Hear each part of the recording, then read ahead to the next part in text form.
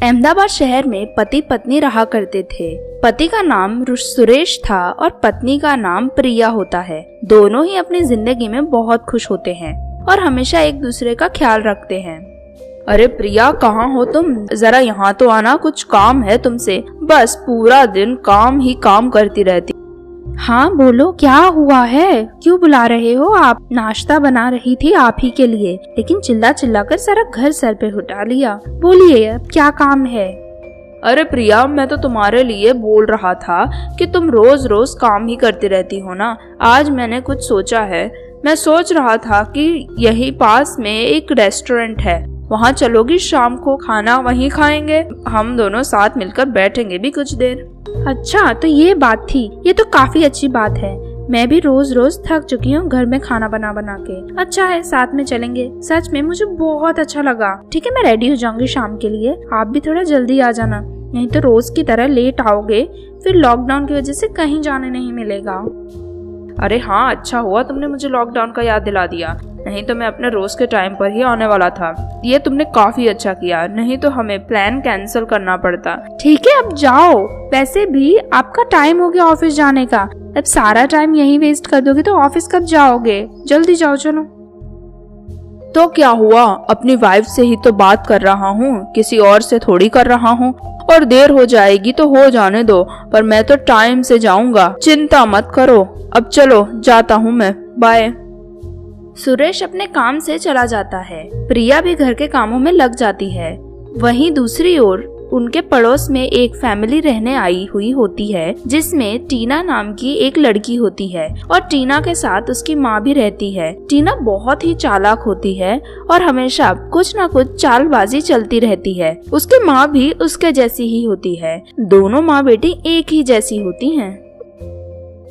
अरे माँ, हमने ये घर ले तो लिया अपने चाचा को कोर्ट के चक्कर कटवा कटवा के, पर अब क्या करेंगे? हमारे पास ना जॉब है, ना ही कहीं जॉब मिलेगी। ऐसा काम हमने किया है, कोरोना की वजह से हमें घर में ही बैठना पड़ेगा। अब क्या करें? हाँ बेटी, ये तो तूने सही कहा। अब हमें कुछ तिगड़म तगड़म लगानी ही पड़ेगी। घर के साथ साथ हमारी लाइफ भी पटरी पर आ जाए। लेकिन अब इस नए शहर में कोई बकरा कैसे मिलेगा, वो भी इतनी जल्दी?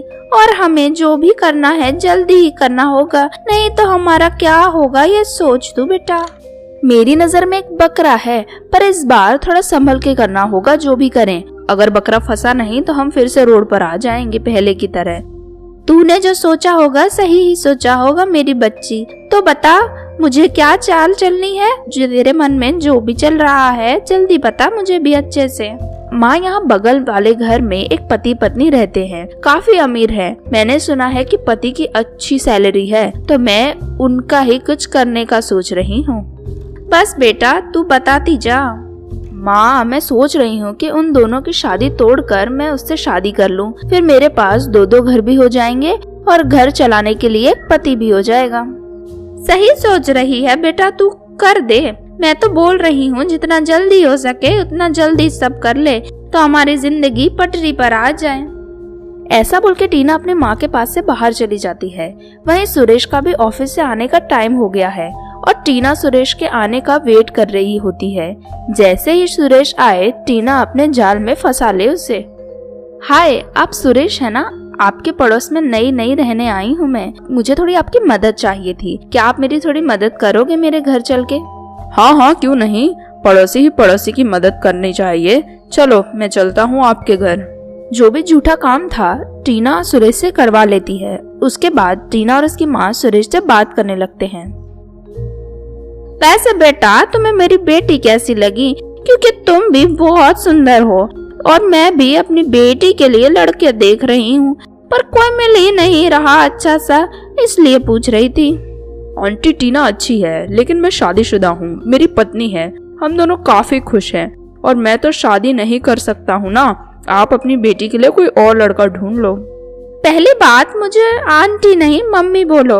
वैसे भी मैं तुम्हारी मम्मी जैसी हूँ ना, और मैंने तुम्हारी बीवी को देखा है, वही है ना जो साड़ी पहनकर पूरे दिन घूमती है और घर के सारे काम करती रहती है। तुम्हें शर्म नहीं आती उससे? नहीं, मुझे उससे शर्म नहीं आती है। वैसे भी हम खुश हैं साथ में और मुझे अभी उसे बाहर लेके जाना है, तो मैं जाता हूँ अब। ठीक है ना माँ, जब इनको शर्म नहीं आती है तो हमें क्या करना है। हम तो इनकी भलाई के लिए ही बता रहे थे, पर आजकल तो भलाई का जमाना ही नहीं रहा है। ये सब बातें सुन के सुरेश वहाँ से चला जाता है, पर अब उसके दिमाग में टीना और उसकी माँ की बातें चलती रहती हैं। इससे सुरेश और प्रिया के रिश्ते भी खराब होने लगते हैं। तुम क्या ये हमेशा साड़ी ही पहनती रहती हो, बिल्कुल बहन जी लगती हो। तुम्हें पता है मुझे तुम्हें अपनी बीवी बुलाने में शर्म आती है, इसीलिए अब से तुम कहीं मत जाना मेरे साथ। अरे ये क्या बोल रहे हो आप? आपको तो कभी भी मुझसे शर्म नहीं आती थी, आज तक तो कुछ शर्म नहीं आती थी, अब अचानक से मुझसे शर्म कैसे आने लगी आपको? तुम हो ही मनुष्य, ये बात मैं समझ ही नहीं पाया था, पर अब मैं समझ गया हूँ और तुम्हारे साथ मुझे घुटन भी होती है। पता नहीं चलता क्या करूँ मैं तुमसे अपनी जिंदगी से पीछा छुड़ाने के लिए। मुझसे पीछा छुड़ाना है? मुझसे? मैं तुम्हारे साथ 5 साल से हूँ और आज तुम अचानक से मुझ में कमी निकालने लगे, मुझसे पीछा छुड़ाने का सोच रहे हो? ऐसे ही बातें और बहस चलती रहती हैं उन दोनों के बीच में। सुरेश गुस्से में घर से बाहर चला जाता है। थोड़ी देर बाद वो वापस घर आता है। सुरेश के साथ अब टीना और उसकी माँ भी होती हैं। देखो प्रिया, तुम बहुत अच्छी हो, पर तुम बहन जी हो और मैं आजकल के जमाने की लड़की हूँ। तब सुरेश और मैं शादी कर रहे हैं और तुम ये घर छोड़कर यहाँ से चुपचाप चली जाओ हमेशा हमेशा के लिए। क्या तुमसे शादी? और तुम हो कौन? और मेरे पति पर तुम अपना हक क्यों जमा रही हो? मैंने तो तुम्हें आज से पहले देखा भी नहीं है और आज अचानक से आके मुझे मेरे ही घर से निकालने का बोल रही हो। इतनी बदतमीजी करने की तुम्हारी हिम्मत कैसे हुई? ए लड़की, तुझे मेरी बेटी ने अच्छे से कुछ बोला, समझ नहीं पड़ी तुझे?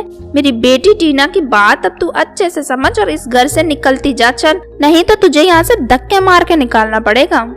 आप कौन है मुझे धक्का मारने वाली? और इतनी बदतमीजी कर रही हो दोनों माँ बेटी मिलके। क्या है ये सब?